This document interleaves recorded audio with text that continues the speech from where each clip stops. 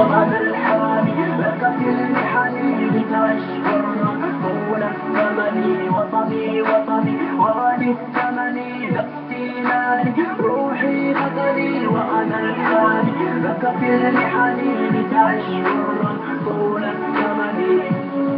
لحلم والنشيد راقب خلين عاشق كل الميت انتهى الأجيال السابقة الميت انتهى المشاهدين انتهى من عبد القادر وكذلك راقب خلين معاكم كل الميت انتهى في التحرير راقب خلين على أساسكم الميت راقب خلين على أساسكم بيت الصيف اللي هو الميت بتاع 1,019 شهداء. هذا الميت أيها الإخوان هذا الميت 1,019 شهداء راقب خلين على كل حال ولازم نشرفهم. سلام الله على الشعب الجزائري داخل الوطن وخارج الوطن. الله يرحم الشهداء. سلام الله على حماة الجزائر.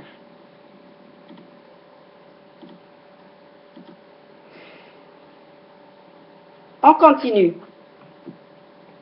Bernard-Henri Lévy, ordonnateur et parrain de tous les mouvements sionistes, faiseur de guerre, créateur de cellules dans tous les pays où il y a eu des printemps arabes, y compris en Ukraine, semble avoir du retard dans le programme tracé par le Mossad concernant la révolution en Algérie.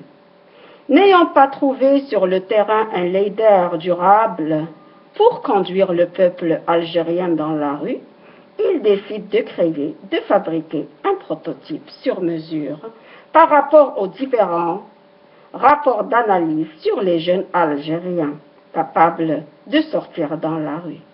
À son avis, après étude dans son laboratoire, avec sa pensée, Rachid Neguez nous est envoyé un pion qu'il ne faut pas sous-estimer, un Français laïque, de culture musulmane, d'origine algérienne, un devenu algérien par obligation politique, par article 73 de la Constitution pour les présidentielles. Un envoyé spécial dont la mission est d'approcher les jeunes sur le terrain, les étudier, les regrouper par cellules, comme on le voit faire un jour à Rardaya, un jour à Béjaïa, un jour ici et là. Et les regrouper par cellules, c'est-à-dire c'est la même méthode utilisée sur Internet, où il a fait fortune.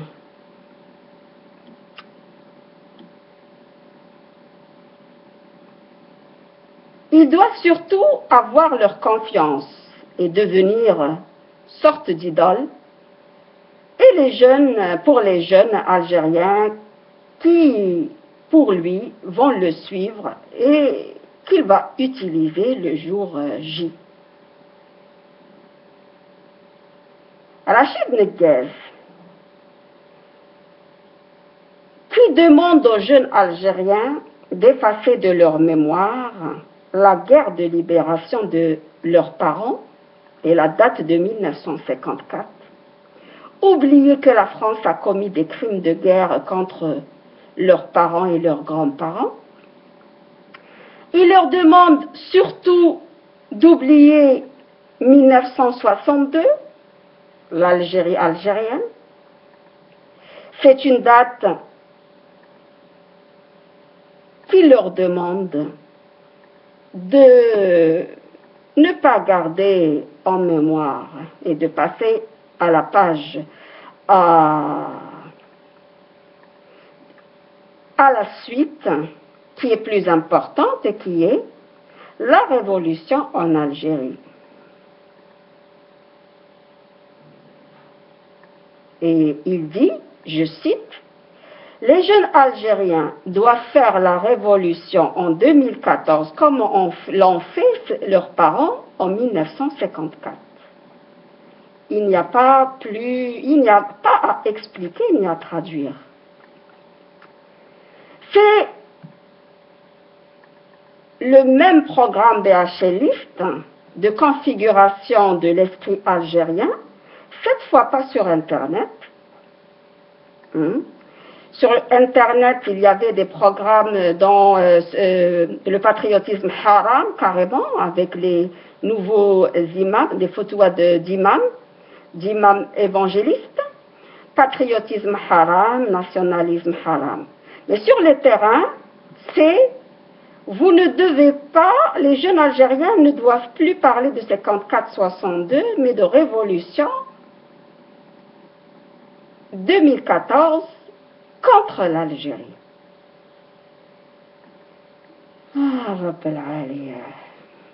Donc,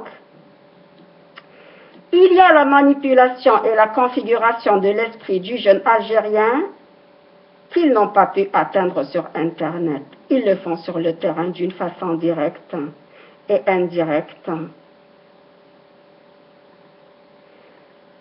Sont partis pour les jeunes, sont soi-disant partis, mais autre qu'un mouvement révolutionnaire, je ne le répéterai jamais assez, qui sera actionné le jour J. Rachid Neguez se trouve sur le terrain pour apprendre aux jeunes à marcher, à sortir dans les rues. C'est-à-dire, Dash, Kberjouash, Dash.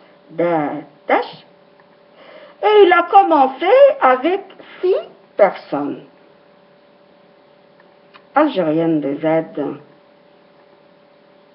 sonne l'alarme et donne le signal et dit « Attention, Rachid Neguez et le BHL algérien qui risque,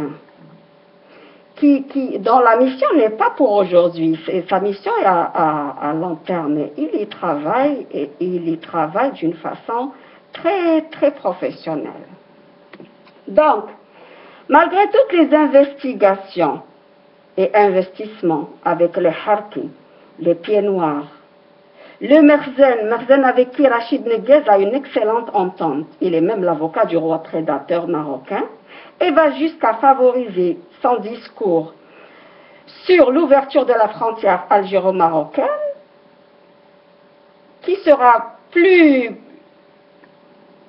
important que sa déclaration sur sa fausse candidature présidentielle. Donc, BHL perturbé, pressé de marcher sur le sol de l'Algérie et fouler le sable de Benissas, dont il est origine pied noir, improvise encore et s'attache à toutes les occasions, titres, informations, désinformations, incidents sur l'Algérie, contre l'Algérie.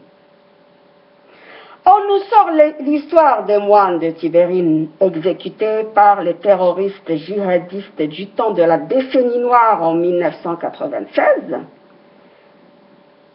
Mais en 1996, le gouvernement français a interdit de faire une enquête.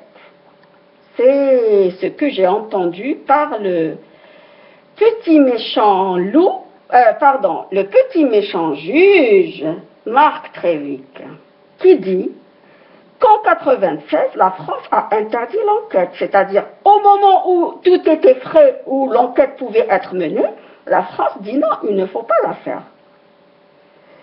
Parce qu'elle savait très bien qui les a tués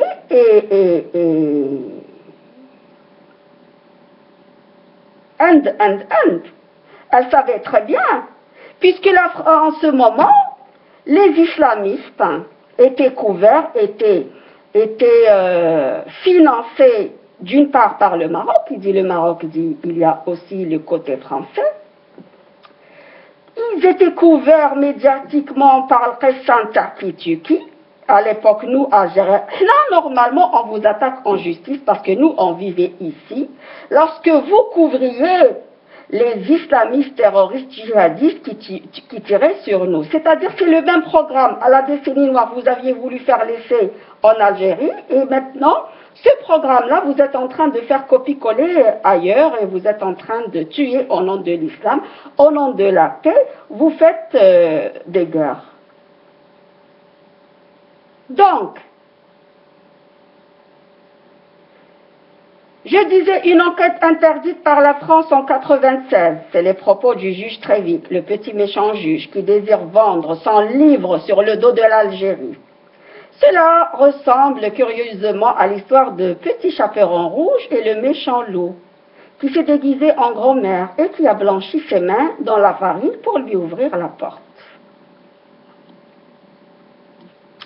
C'est pour ouvrir une porte, mais il faut décortiquer, chercher quelle est la porte qu'il désire ouvrir en tirant le projet, parce que c'est un projet, des moines de Tibérine.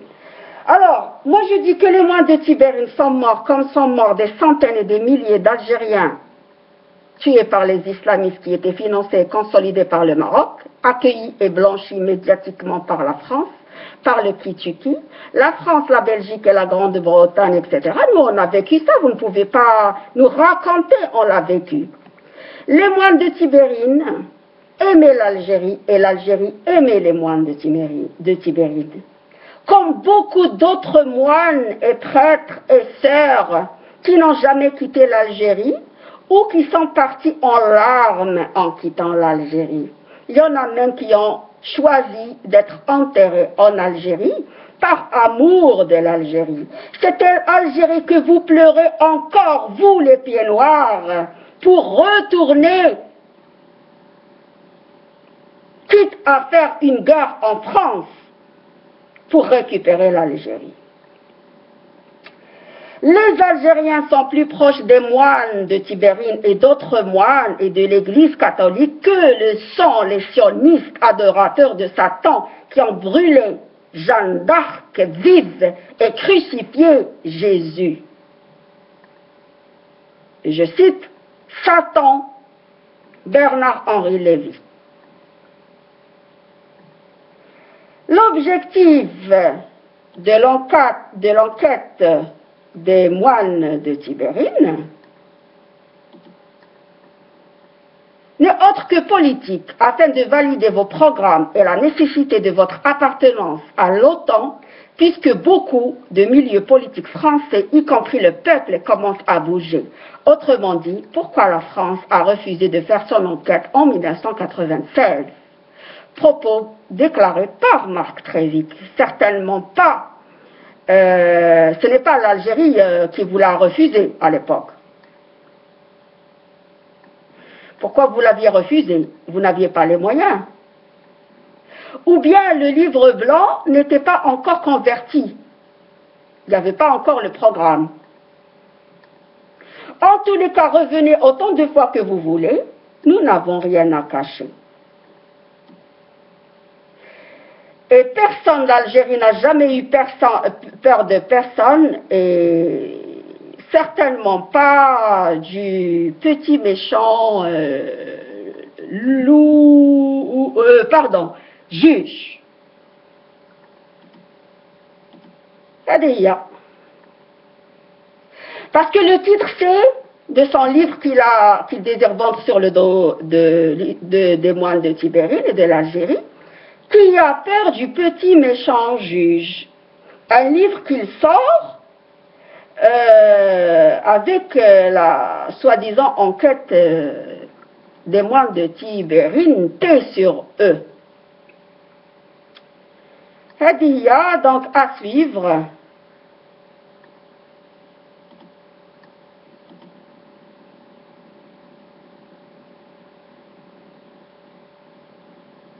Beaucoup désirent vendre des livres sur le dos de l'Algérie. C'est une affaire commerciale.